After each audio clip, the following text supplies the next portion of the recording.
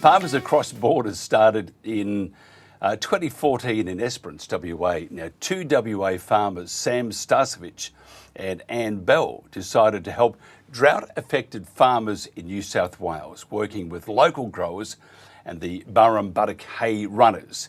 They organised 16 road trains of donated hay to Burke and Lightning Ridge. What began as one hay run quickly became a long-term commitment to supporting farmers across state borders. Now, since 2014, Farmers Across Borders has delivered more than 15,000 bales of hay and livestock feed to farms in WA, New South Wales and Queensland. Every delivery is coordinated by volunteers, farmers, truck drivers, community members, all working together to provide direct, practical support. Now, you can help keep the trucks moving by choosing to sponsor a hay run or make a donation.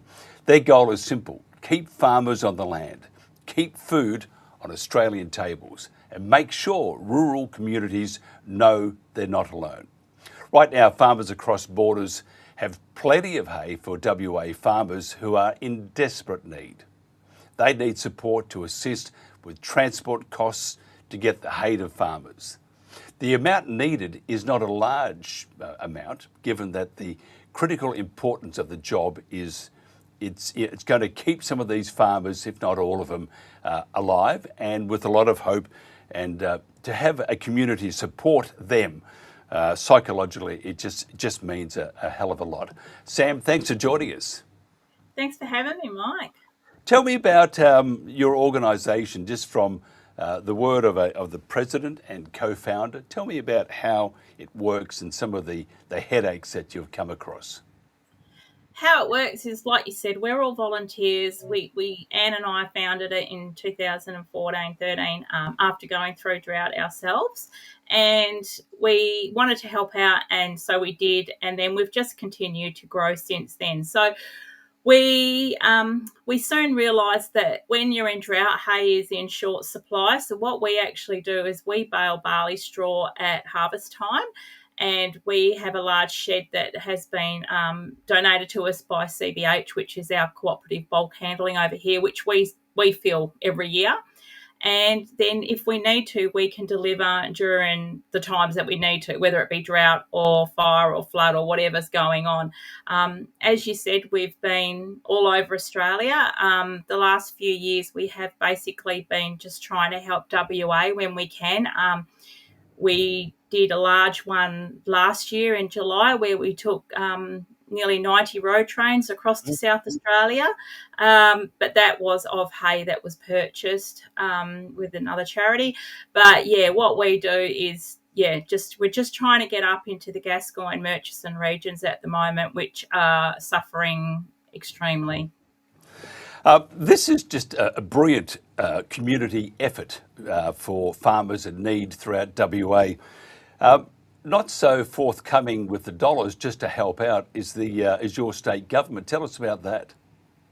No, unfortunately, the WA government doesn't recognise drought. In 2024, we had a dry season task force when the southwest of WA experienced unseasonal dry conditions.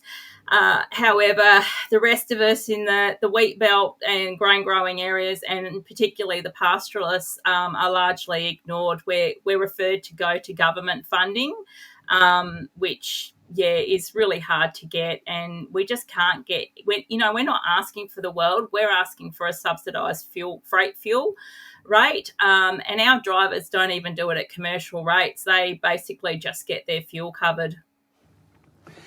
If you don't get this hay to the farmers, two things: what happens to the hay, and what happens to the farmers? Well, the straw's fine. That's all in a covered shed, so that's all good. That's not going to go anywhere. It'll still be there.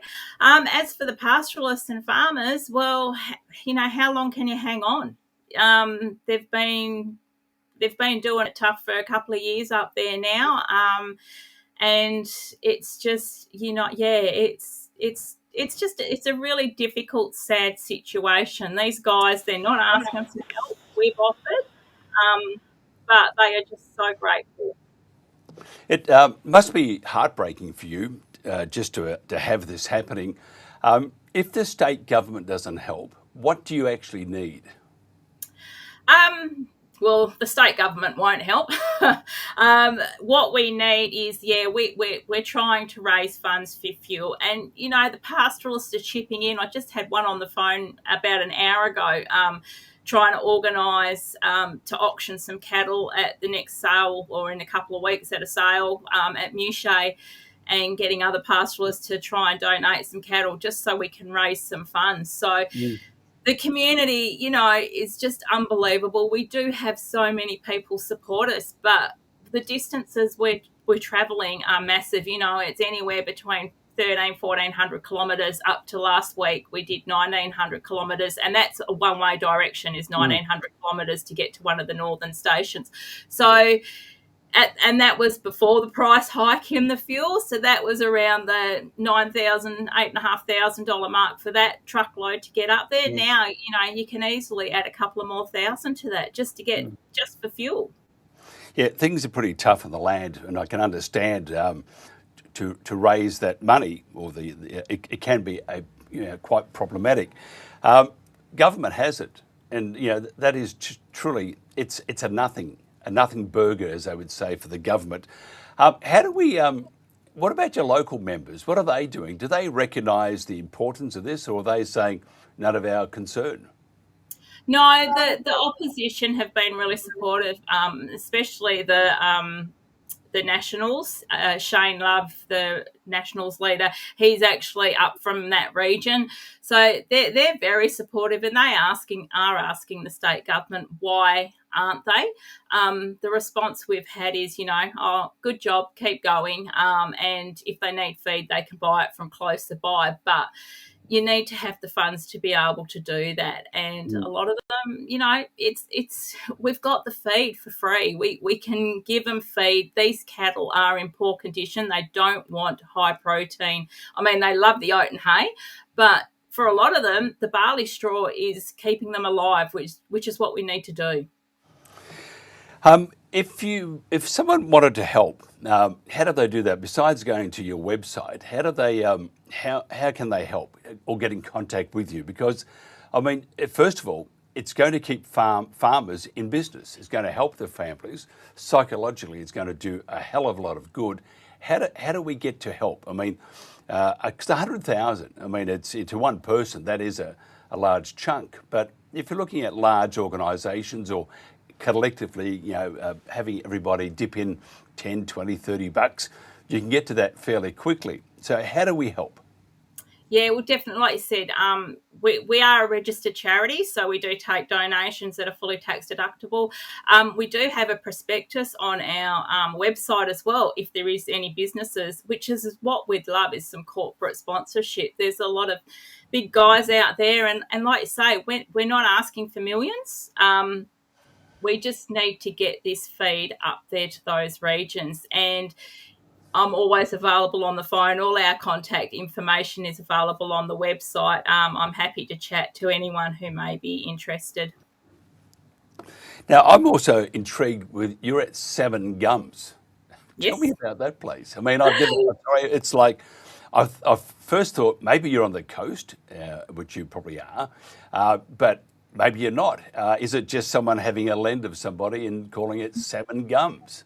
No, so no, I'm 120 k's inland from Esperance, Yeah. and salmon gums is actually a gum tree. It's a eucalyptus type of tree, and it turns the salmony pink colour. It's actually quite an iconic tree in the West Australian wheat belt landscape. Beautiful trees. What about? Okay, tell us about the township. How many? What do you do? Flagship. So we celebrated our 100th last year, You don't look official it. You don't 100th. look it. No, you Uh, don't look for the town, it is obviously a little bit older. It used to be a mixed farming location, but now predominantly grain. It's just got too hard for everyone with livestock. Like I said, it. Yeah, we have been water deficient ourselves for the last few years because we do have a water deficiency in WA. We just don't have drought, apparently. But yeah, no, it's a great little town. It's a great little community. It's a lot smaller now than when I first moved here about 20 Mm-hmm. or 30 years ago. But yeah, Good on you. Good on yeah. you. Do you follow the footy? I do. I'm a Eagles. My husband is a Oh, you. Docker supporter, and my Oh, eldest son's actually a St Kilda supporter, so he knows your pain. oh, terrible. You know, we spent so much money in our damn club. When we pay one guy close to 2 million a year. And do you think you would think we could win a couple of games, wouldn't you? Yeah, kick the ball in the right direction would be good. Yeah. I'm looking forward to playing the Weagles though, because that's one for us, I would imagine. We'll have to have a chat beforehand, just maybe a little wager.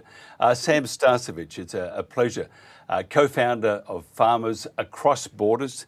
The website's it's there. You can go to it now, or just come to our station and watch the video later on. Sam, thank you so much for your time. Good luck with your endeavours, and we will talk in the very near future, I'm sure. Sam Starcevich here Thanks on for having Country me, Telegraph. Mike.